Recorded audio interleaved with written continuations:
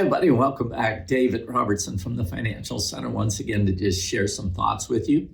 Here, my thoughts turn back to just reflections over the last 3 years, where we've come from and where we might go. 3 years ago, January 1st of 2020, we stood atop the greatest economy on the planet. 2019 was a great year for the equity markets, and 2020 was looking rosy as well. And then you know what happens. Global pandemic. March of that year, the government shuts down the economy. Unprecedented, never happened before, which in turn causes the fastest pullback in history in markets, 30% in 17 days, which we later on that year, we see a great recovery, which spurs the fastest inflation that we've had in 40 years.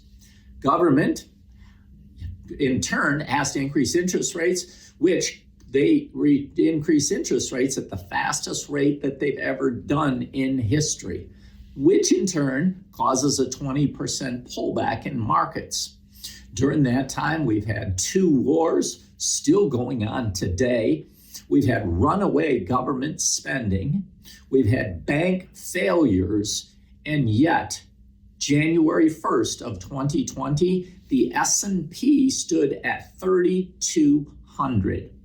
Today, as I record this before Christmas, the S&P is at 46 and change, about 5% below its all-time high, but yet 30% above where we were in January of 2020.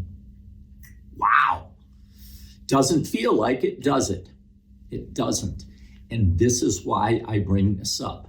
Because folks, during all of that time, if you would have kept your eyes on the short term and the crisis of the day, you would have been an emotional wreck. But if you keep your eyes on the long term, as I've coached you all to do, we get to enjoy about that 30% over the last 3 years without even knowing that. Now, this all brings up the point that I made last year, and many times, that markets and economies cannot be accurately forecasted. The future is always unknowable. So, what does this mean for us as we embark onto this new year? Quite simply, this. What's going to happen in 24, 25, 26, and beyond?